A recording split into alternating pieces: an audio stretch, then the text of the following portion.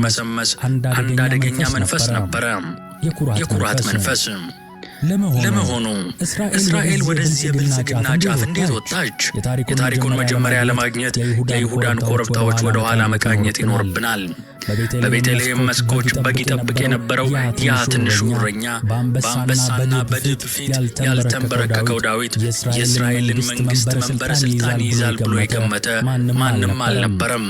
ዳዊት በሳኦል ቤተ መንግሥት የበገና ተጫዋች፣ በጦር ሜዳ ደግሞ ጎልያድን የጣለ ጀግና ሆኖ ሲወጣ ገና ከጅምሩ የእግዚአብሔር እጅ ከእርሱ ጋር እንደነበረች ግልጽ ነው።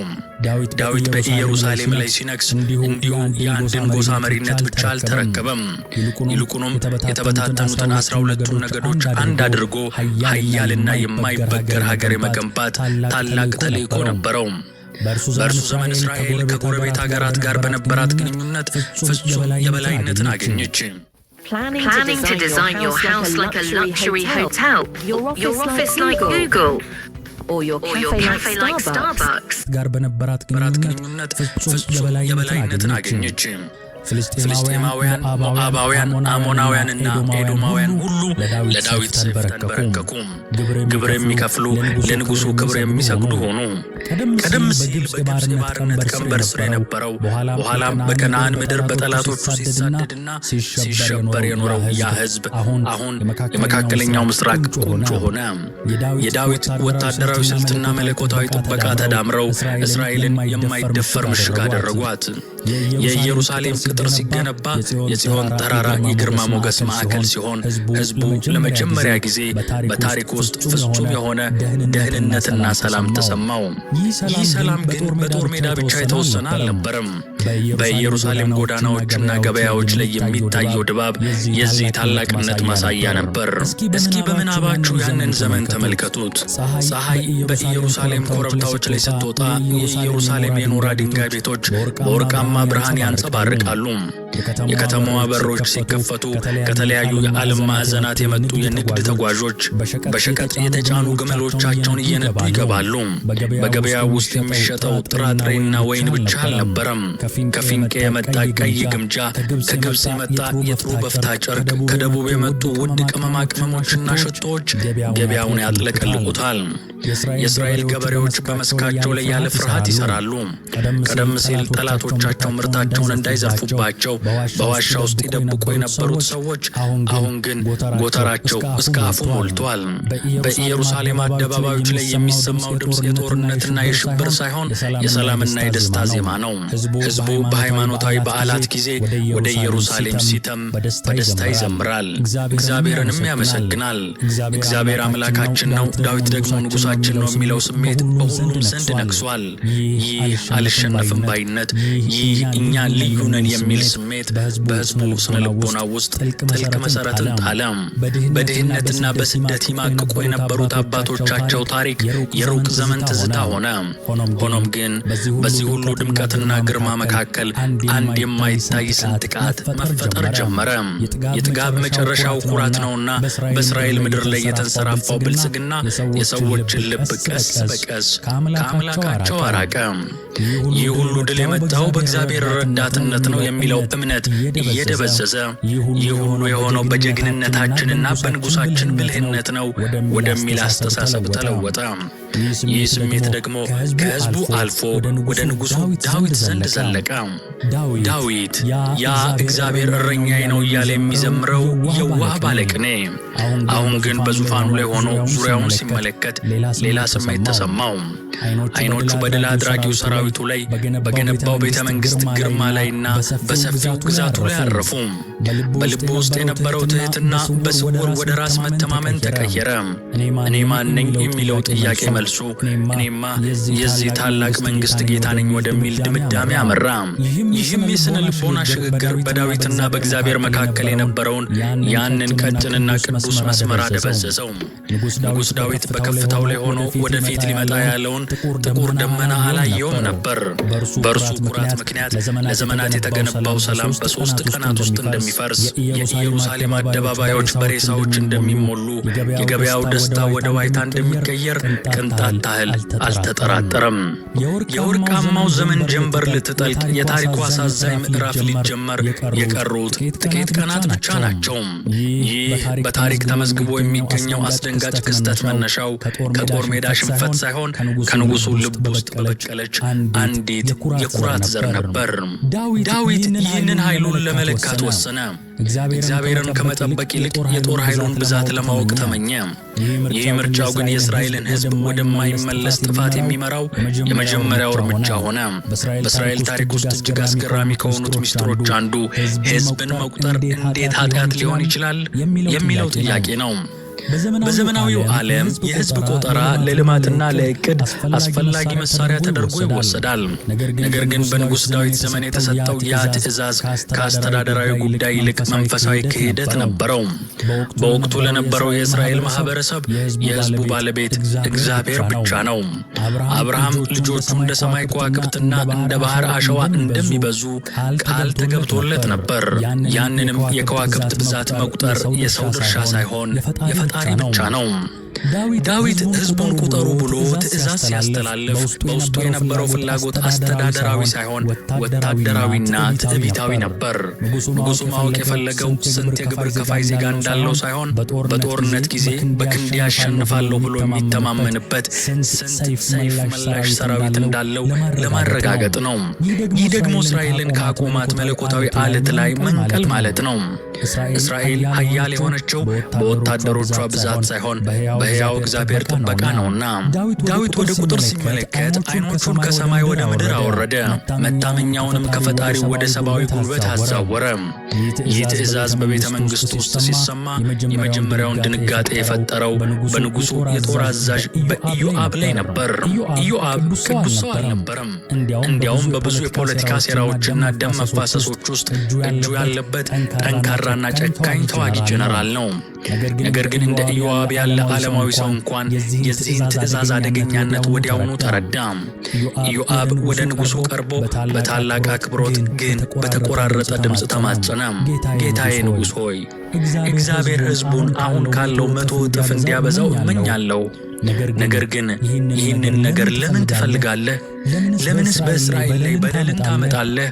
በማለት በድፍረት ጠየቀው። ኢዮአብ የተረዳው አንድ ትልቅ እውነት አለ። የዳዊት ልብ መታወኩን። ንጉሡ ሰላም አጥቷል። ሰላሙን የሚመልሰው ደግሞ እግዚአብሔር ሳይሆን በወረቀት ላይ የሚሰፍረው የሰራዊቱ ብዛት መስሎ ታይቶታል። ይሁን እንጂ ዳዊት የነቢዩ ሳሙኤልን ምክር የሰማበት የእግዚአብሔርን ድምፅ የሚለይበት ያ የጥንቱ ትሕትናው አሁን ጠፍቷል። የንጉሡ ቃል በኢዮአብ ላይ በረታ። ዳዊት በሥልጣኑ ተጠቅሞ አዛዡን ጆሮ ዳባ ልበስ አለው።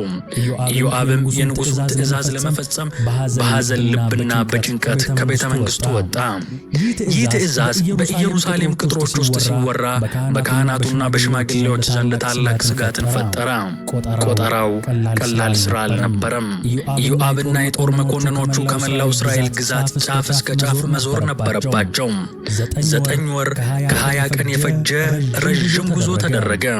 ከዮርዳኖስ ማዶ ጀምሮ እስከ ጢሮስ ምሽጎች፣ በሰሜን እስከ ዳን፣ በደቡብ እስከ ቤርሳቤህ ድረስ የጦር መኮንኖቹ በየመንደሩ እየገቡ ወንዶችን መመዝገብ ጀመሩ። በዚህ 9 ወር ውስጥ እስራኤል በጭንቀት ተወጠረች። ሕዝቡ በየመንደሩ የንጉሡን መዝጋቢዎች ሲያይ ለምንድን ነው የሚቆጥሩን?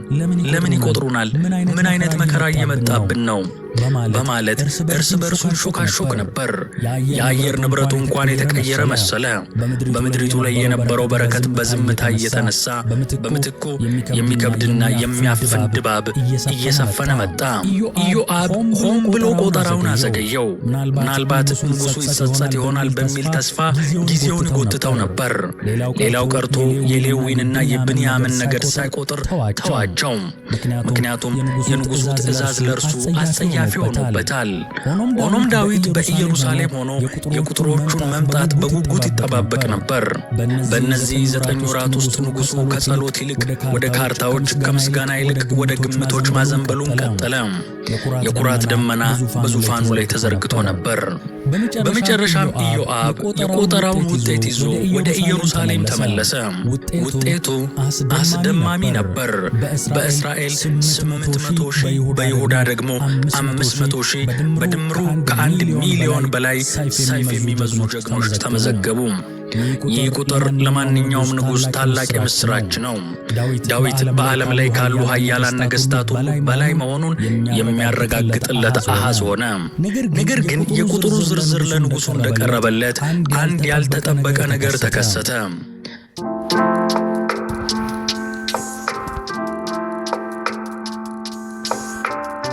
ያልተጠበቀ ነገር ተከሰተ። ዳዊት በታሪክ ውስጥ የእግዚአብሔር ልብ የሆነ ሰው ተብሎ የተጠራው ለምክንያት ነው። ልቡ ከኃጢአት የራቀ ስለነበረ ሳይሆን ለንስሐ ቅርብ ስለነበረ ነው። ያ የተመዘገበው ታላቅ ቁጥር በፊቱ ሲቀመጥ ዳዊት ደስታ ሳይሆን የተሰማው የመንፈስ ጩኸት ነበር። በድንገት ልቡ በኃይል መታ። ያ ሁሉ ኩራትና ግትርነት እንደ በረዶ ቀለጠ። በዙሪያው ያሉትን መኳንንትና የጦር አዛዦች ትቶ ወደ እግዚአብሔር ጮኸ። ይህንን በማድረጌ ታላቅ ኃጢአትን ሰርቻለሁ። አሁንም አቤቱ እጅግ ሰንፌአለሁና የባሪያህን በደል አስወግድ ብሎ ተናዘዘ። ነገር ግን ጊዜው አልፏል። 9 ወር ሙሉ እግዚአብሔር በትዕግሥት ሲጠባበቅ የነበረው የንስሐ ጊዜ አብቅቷል። ትእዛዙ ተሰጥቷል። ቆጠራው ተጠናቋል። መለኮታዊው ሕግም ተጥሷል። በኢየሩሳሌም ላይ የነበረው ወርቃማው ፀሐይ መጥለቅ ጀመረ። ንጉሡ በንስሐ ቢወድቅም በእስራኤል ምድር ላይ ግን የሚቀጥለው ንጋት ይዞት የሚመጣው የምሥራችን ሳይሆን በታሪክ ታይቶ የማይታወቅ አስደንጋጭ መቅሰፍትን ነበር። መጪው መቅሰፍት በኢየሩሳሌም ደጃፍ ላይ ቆሟል። ሰይፍ ተመዟል። ዳዊት በቤተ መንግሥቱ ውስጥ ሆኖ ከፈጣሪው ጋር በጸሎት ሲታገል፣ በመላው እስራኤል ግን 70,000 ሰዎች የመጨረሻውን የሰላም እንቅልፍ ተኝተው ነበር።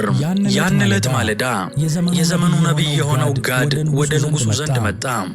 የነቢዩ ፊት እንደ ወትሮ የድል የምሥራችም ሳይሆን የመከራ ዜናን የያዘ መሆኑን ዳዊት ወዲያውኑ ተረዳ።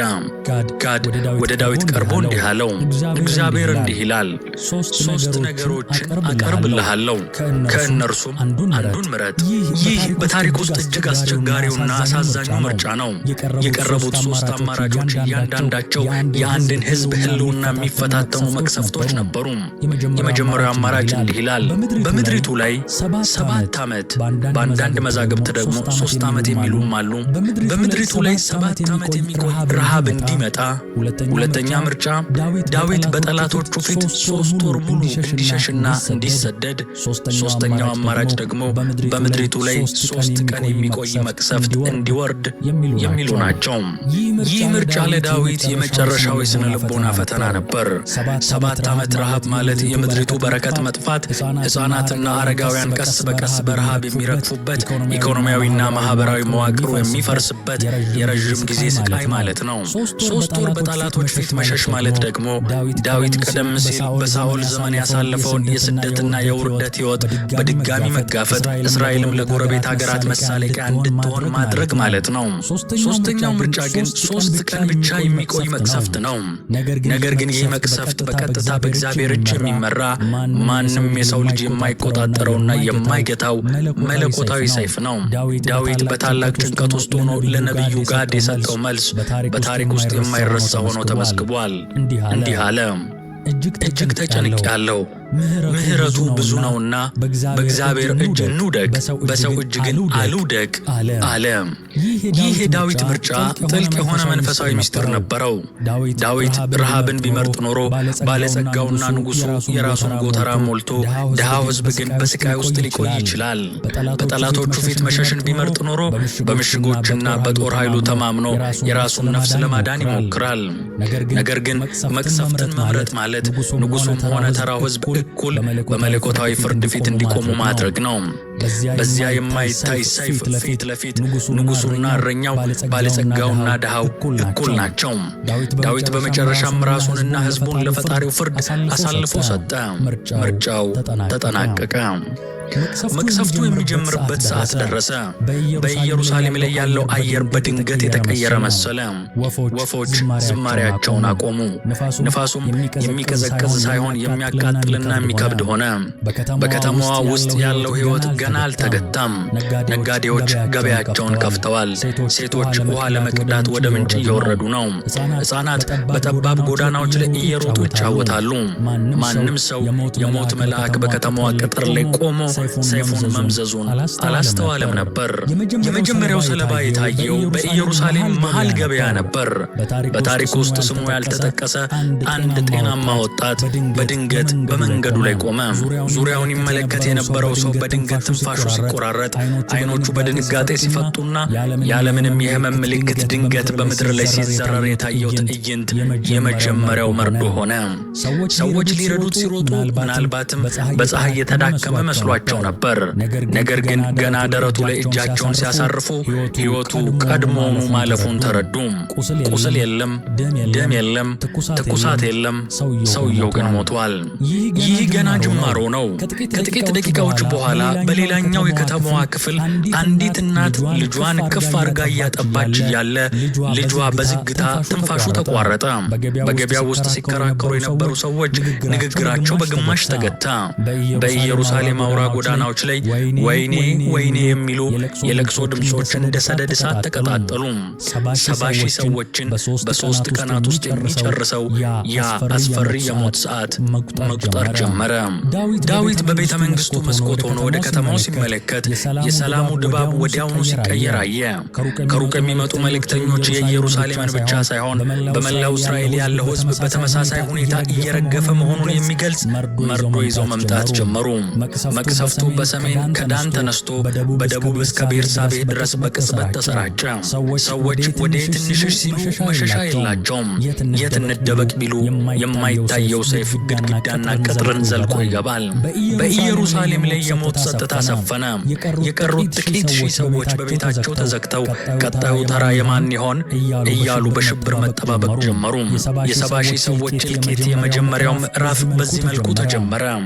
ዳዊት የመረጠው ያ የእግዚአብሔር እጅ አሁን በምድሪቱ ላይ በታላቅ ቁጣ ተዘርግቷል። በእስራኤል ምድር ላይ የወረደው የአስፈሪ መቅሰፍት ከሥጋዊ ሕመም በላይ የማህበረሰቡን መንፈሳዊና ስነ ልቦናዊ መዋቅር እንዳልነበረ አድርጎ ያናጋ ክስተት ሆነ። በታሪክ ውስጥ ብዙ ወረርሽኞች ታይተዋል። አንዳንዶቹ በቁስል፣ አንዳንዶቹ በሳል፣ ሌሎቹ ደግሞ ከፍተኛ በሆነ ትኩሳት ሰዎችን ያሰቃያሉ። ነገር ግን የዳዊት መቅሰፍት ፈጽሞ የተለየ ነበር። እዚህ ጋር ሕመም የሚባል ሂደት የለም፣ ሞት ብቻ ነው ያለው። ይህ ደግሞ በሰው ልጅ አእምሮ ውስጥ ሊታሰብ የማይችል ትልቁን ሽብር ፈጠረ። መቅሰፍቱ በሁለተኛው ቀን ላይ ሲደርስ በእስራኤል ዘመናት ሙሉ የተገነባው ማህበራዊ ትስስር በአንድ ጀንበር ተፈረካከሰ። እስራኤላውያን በባህላቸውና በሃይማኖታቸው እጅግ የተሳሰሩ፣ አንዱ ለሌላው የሚደርስ ባልንጀራህን እንደ ነፍስህ ውደድ በሚለው ሕግ የሚመሩ ሕዝቦች ናቸው። ነገር ግን ይህ መቅሰፍት ያንን ቅዱስ ትስስር በጠላትነት ተካው። ሰዎች እርስ በርስ መተያየት አቆሙ። እናት ልጇን ለማቀፍ ተጠራጠረች። እጄ ውስጥ እያለ ትንፋሹ ቢቆምስ የሚል ስጋት ልቧን ሰነጠቀው። ጎረቤት የጎረቤቱን ለቅሶ ሲሰማ እንደ ወትሮ አይዞህ ለማለት መሮጥ አቃተው። በሮች ተቆለፉ፣ መስኮቶች ተዘጉ። ፍርሃት ከፍቅር በላይ ሆነ። ታላቁ ድንጋጤ የመጣው ግን ከሞቱ ፍጥነት ብቻ ሳይሆን መቅሰፍቱ በሀገሪቱ ላይ ካለው መልክዓ ምድራዊ ስፋትና ስርጭትም ጭምር ነበር።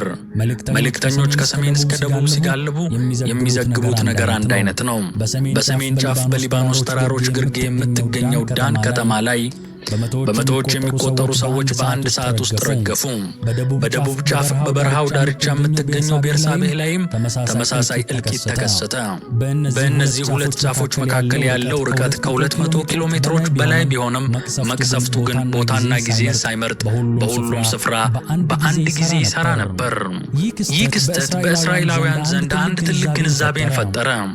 የምንሸሽበት ቦታ የለም የሚል እውነት። አጥፊው መልአክ በአንድ ከተማ ብቻ የተወሰነ ሳይሆን በመላው እስራኤል ሰማይ ላይ ክንፉን ዘርግቷል። በገጠር ያሉ ገበሬዎች ወደ ከተማዋ ብንገባ እንተርፍ ይሆናል ሲሉ፣ የከተማው ነዋሪ ደግሞ ወደ ገጠር ብንሸሽ ይሻላል በማለት ይባዝኑ ነበር። በመንገድ ላይ የሚገናኙት ተፈናቃዮች ግን ሁለቱም የሞት ዜና ይዘው ነው የሚሄዱት። መቅሰፍቱ ተራራውን፣ ሸለቆውን፣ ሜዳውን ሳይለይ ሁሉንም ቤት አንኳኳ። በሶስተኛው ቀን በኢየሩሳሌም ጎዳናዎች ላይ የሚታየው ትዕይንት ከቃላት በላይ ነበር። የከተማዋ ታላቅ ግርማ ወደ ዝምታ ተለወጠ። ነገር ግን ይህ ዝምታ የሰላም ዝምታ ሳይሆን የጭንቀትና የሞት ድባብ የተጫነው ዝምታ ነበር። ቀደም ሲል በንግድ በጭፈራና በዜማ ይሞቁ የነበሩት አደባባዮች አሁን ባዶ ሆነዋል።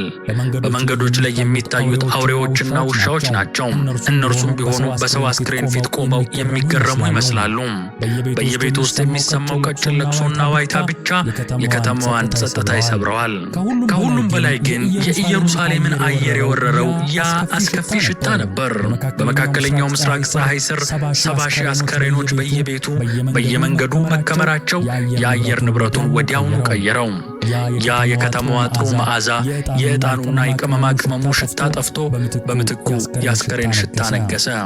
ይህ ሽታ በሰዎች ልብስ፣ በቤታቸው ግድግዳና በቆዳቸው ላይ ተጣበቀ። ሰዎች አፋቸውንና አፍንጫቸውን በጨርቅ ቢሸፍኑም ሽታው ግን የሞትን መቃረብ የሚናገር የማያቋርጥ መርዶ ሆኖ ካፍንጫቸው ስር አልጠፋ አለ። በዚህ መሃል ንጉሥ ዳዊት በቤተ መንግሥቱ ሰገነት ላይ ሆኖ ወደ ከተማዋ ይመለከታል። በ9 ወር ቆጠራ ያገኘው ያ ታላቅ ቁጥር፣ ያ ከ1 ሚሊዮን በላይ የሆነ የጦር ኃይል አሁን አንዳች ሊፈይድለት አልቻለም። ሰይፍ መላሽ ጀግኖቹ ያለምንም ጦርነት ያለምንም የጠላት መሳሪያ በቤታቸው ውስጥ በሬሳነት ተከምረዋል። ዳዊት ያን ጊዜ አንድ ትልቅ እውነት ተረዳ። እውነተኛው ኃይል በቁጥር ብዛት ሳይሆን እግዚአብሔር በሚሰጠው የሕይወት እስትንፋስ ውስጥ መሆኑን፣ የሰራዊቱ ብዛት ሳይሆን የመለኮታዊ ጥበቃ መነሳት አገርን ባዶ እንደሚያደርጋት በተግባር ተማረ። የ70,000 ሰዎች እልቂት በ3 ቀናት ውስጥ ተፈጸመ። ይህ ቁጥር ተራ አሃዝ አይደለም። 70,000 ህልሞች፣ 70,000 ቤተሰቦችና 70,000 የወደፊት ተስፋዎች የተቀጠፉበት ታላቅ ጥፋት ነው። ኢየሩሳሌም በሞት ጥላ ስር ወድቃለች። ፀሐይ በሦስተኛው ቀን ስትጠልቅ እስራኤል ፈጽሞ ወደማትመለስበት የሐዘን ድባብ ውስጥ ገባች። በእስራኤል ታሪክ ውስጥ እጅግ አስቸጋሪው ፈተና ደርሷል። ሞት በየደቂቃው የሰዎችን ነፍስ እየቀጠፈ ባለበት በዚያ የጨለማ ሰዓት የሰው ልጅ መታመኛ የሆኑት ሁለቱ ምሰሶዎች ሕክምናና ሃይማኖት በአንድ ጊዜ ተንገዳገዱ። ሕዝቡ በተስፋ መቁረጥ ውስጥ ሆኖ ዓይኖቹን ወደ ፈዋሾችና ወደ ካህናቱ አዞረ። ነገር ግን ያገኘው መልስ የሚከብድ ዝምታና አቅመ ቢስነት ብቻ ነበር። ይህ መቅሰፍት ምድራዊ ዕውቀትንና ሃይማኖታዊ ሥርዓቶችን ዋጋ በማሳጣት የሰው ልጅ ፈጽሞ ራቁቱን አቆመው። በጥንታዊቷ እስራኤል ውስጥ ፈዋሾች ወይም የባህል ሐኪሞች ትልቅ ክብር አላቸው። ከእጽዋት የሚቀመሙ መድኃኒቶችን፣ የሚቀቡ ቅባቶችንና የተለያዩ የጤና አጠባበቅ ዘዴዎችን በሚገባ ያውቃሉ። ልምድ ያላቸው አረጋውያንና ፈዋሾች እንደ ወትሮ ተላላፊ በሽታ መስሏቸው በልበ ሙሉነት ተነሱ። በኢየሩሳሌም ቤቶች ውስጥ የከርቤ፣ የጥንጁት፣ የተለያዩ መዓዛ ያላቸው ቅመሞች ጢስ ሞላ። ይህንን የሚያደርጉት አየሩን ለመቀየርና ክፉ አየርን ለማባረር በማሰብ ነበር። መራራ የሆኑ የእጽዋት ድብልቆች ለሕዝቡ አደሉ። ምናልባትም የሰውነትን የበሽታ የመከላከል አቅም ይጨምር ይሆናል በሚል ተስፋ። ነገር ግን ብዙም ሳይቆይ ታላቅ ተስፋ መቁረጥ በፈዋሾቹ ላይ ሰፈነ። መድኃኒቶቻቸውና ዘዴዎቻቸው ሁሉ በማይታየው መቅሰፍት ፊት እንደ አቧራ ተበተነ። ምክንያቱም መቅሰፍቱ ጊዜ አይሰጥም። አንድን መድኃኒት ለማፍላት፣ ታካሚውንም ለመርዳት ወይም ቅባት ለመቀባት ቢያንስ የህመም ምልክቶች መታየት አለባቸው። ይህ መቅሰፍት ግን ምልክት የለውም። አሁን አብሮ ቆሞ የሚያወራው ሰውዬ በሚቀጥሉት ሰከንዶች ውስጥ ሕይወት የሌለው ሥጋ ሆኖ ይወድቃል። ፈዋሾቹ መድኃኒት ይዘው ወደ ቤት ሲሮጡ በዚያው ቤት ውስጥ ራሳቸው ወድቀው ይቀራሉ። የሳይንስና የልምድ ዕውቀት ተሸነፈ። ሕክምናው ምርመራ ማቅረብ እንኳን አቃተው። በዚህ ቅጽበት እስራኤላውያን አንድ እውነት ተረዱ። ይህ በባዮሎጂያዊ ሂደት የመጣ በሽታ ሳይሆን መለኮታዊ መለኮታዊ ሰይፍ መሆኑን። የተፈጠረው ድንጋጤ በቀጥታ ወደ መንፈሳዊው ዓለም ተሻገረ። በወቅቱ የእስራኤል መንፈሳዊ ማዕከል በጊብዓን ያለው የመገናኛው ድንኳን ነበር። ካህናቱና ሌዋውያኑ በታላቅ ድንጋጤ ወደ መሠዊያው ሮጡ። በሕጉ መሠረት ለሕዝቡ ስርየት የሚቀርቡ መሥዋዕቶችን ማረድ ጀመሩ። የበጎችና የላሞች ደም በመሠዊያው ላይ ፈሰሰ። የዕጣኑም ጢስ ወደ ሰማይ ወጣ። አቤቱ ሕዝብህን አድን የሚለው ጩኸት ከድንኳኑ እስከ ሰማይ አስተጋባ። ካህናቱ ቀንና ሌሊት ሳይተኙ ልብሳቸውን ቀደው አመድ በራሳቸው ላይ ነስንሰው ተማጸኑ። ነገር ግን ከሰማይ የሚመጣው መልስ ዝምታ ብቻ ነበር።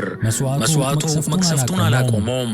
ጸሎቱም ሰማይ የደረሰ አልመሰለም። ይህ የእግዚአብሔር ዝምታ በሕዝቡ ላይ ታላቅ ድንጋጤ ፈጠረ። እግዚአብሔር ፊቱን ካዞረብን መታመኛችን ማን ነው የሚል ጥያቄ በየቤቱ ተነሳ። ካህናቱ ራሳቸው በመሠዊያው ፊት መሥዋዕት እያቀረቡ ሲረግፉ፣ ሕዝቡ ተስፋው ሙሉ በሙሉ ተሟጠጠ።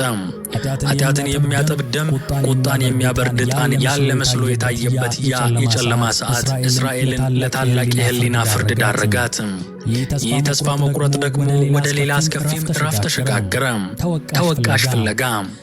የሰው ልጅ መከራ ሲበዛበትና ምክንያቱን ማወቅ ሲሳነው በራሱ ውስጥ ካለው ኃጢአት ይልቅ በሌላው ላይ ጣቱን መቀሰር ይጀምራል። በኢየሩሳሌም ጎዳናዎች ላይ መካሰስ ተጀመረ። ይህ መቅሰፍት የመጣው በቤታችሁ ውስጥ ባስቀመጣችኋቸው ጣዖታት ምክንያት ነው የሚሉ ድምፆች ተሰሙ። አንዳንዶቹ የቀድሞውን የሳኦልን ቤት ደጋፊዎች ወቀሱ። ሌሎች ደግሞ በድብቅ ኃጢአት የሚኖሩ ጎረቤቶቻቸውን መጠራጠር ጀመሩ። በመካከላችን ያለ ድብቅ ኃጢአት ነው እግዚአብሔርን ያስቆጣው በሚል ሰበብ ሰዎች እርስ በርስ በጥርጣሬ ዓይን መተያየት ጀመሩ። የጋራ መከራው ሕዝቡን ከማቀራረብ ይልቅ የፍርድና የጥላቻ መንፈስን ወለደ። በእነዚህ ሰዓታት ውስጥ ንጉሥ ዳዊት በቤተ መንግሥቱ ሆኖ ይህንን ሁሉ ውድቀት ይመለከታል። ሕክምናው አልሰራም። ሃይማኖታዊ ሥርዓቱ አልረዳም። ሕዝቡም እርስ በርሱ መበላላት ጀምሯል። ዳዊት ያን ጊዜ አንድ ነገር ተገነዘበ። መፍትሄው የሚመጣው ከመሠዊያው ሥርዓት ወይም ከፈዋሾቹ ቅመም ሳይሆን ከልብ ከሚመነጭ እውነተኛ ንስሐና መለኮታዊ ጣልቃ ገብነት ብቻ መሆኑን ተረዳ። እስራኤል ሁሉንም ነገር አጣች። የቀራት ብቸኛ ነገር ቢኖር ወደ ሰማይ አቅንታ ማረኝ ብላ መጮህ ብቻ ነበር። 70,000 ሰዎች የሞቱበት ያ ሦስተኛው ቀን ሊያበቃ ሲል በኢየሩሳሌም ላይ ያለው ጥላ እጅግ ከበደ። ፈዋሾቹ መሣሪያቸውን ጥለው ተቀምጠዋል። ካህናቱ በመሠዊያው ስር ተደፍተዋል። ሕዝቡም በመካሰስና በለቅሶ ዝሏል። በዚህ ታላቅ ውድቀት መሃል ግን የእግዚአብሔር ምሕረት ለየት ባለ መንገድ ሊገለጥ መዘጋጀቱ I opened the Amazon app, compared prices, and scooped up the best deals. Save more. Download the Amazon app.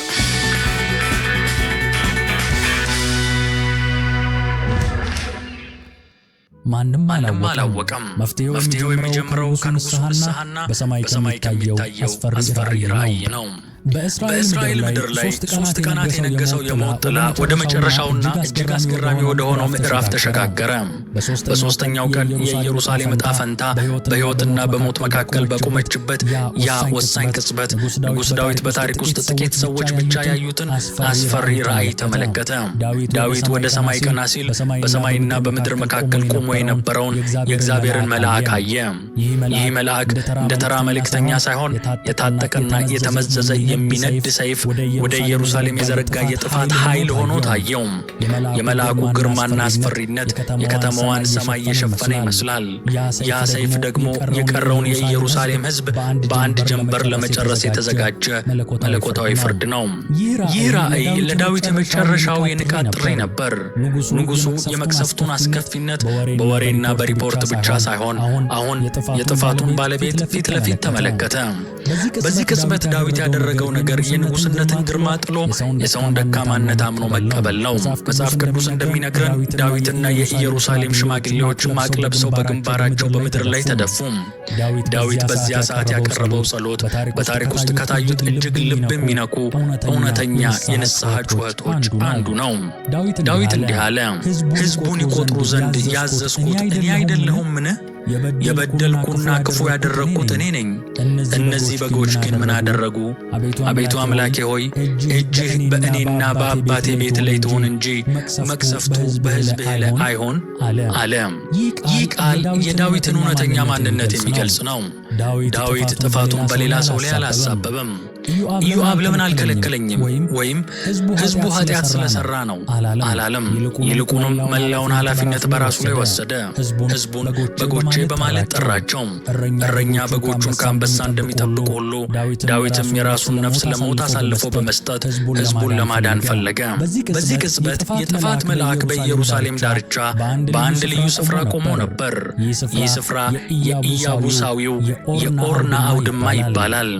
አውድማው በሞሪያ ተራራ ላይ የሚገኝ እህል የሚወቃበትና የሚዘራበት ክፍት ቦታ ነው። ኦርናና 4 ልጆቹ ስንዴ እየወቁ እያለ እነርሱም መልአኩን አይተው በታላቅ ፍርሃት ተደበቁ። ይህ ስፍራ ተራ የእርሻ ቦታ ሳይሆን ወደፊት የዓለምን ታሪክ የሚቀይር ቅዱስ ስፍራ እንደሚሆን በመለኮታዊ ዕቅድ ተመርጧል።